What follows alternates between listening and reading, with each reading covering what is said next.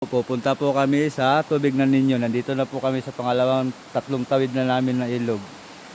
Nandito na po kami. Pupunta namin yung tubig ng Ninyo. Mahirap lang ang daan dito, madulas. Kailangan dandahan.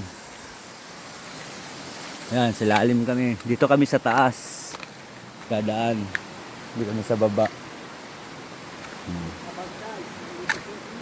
Kailangan ingat lang po dito. Yan. Tuturo ko kung saan nag-vlog si Caballero. Yan.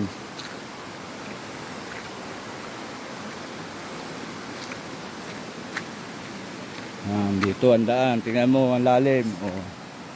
Ang lalim ng ilog. Oh. Doon na. Oh. Pinakailalim na yan. Dito kami sa taas. Dumaan. Kasi walang daanan po doon sa baba. Dito talaga ang daan. Yan po. Lapit na kami sa tubig ng Ninyo. Pero hindi na po kami pupunta doon. Dudungawin na lang natin dito.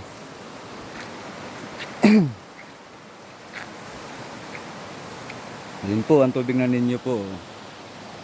Yan. Yan. Yun, ang lalim ng ilog, yun. Nasa itaas po kami, sa bundok. Gano'ng kataas, oh.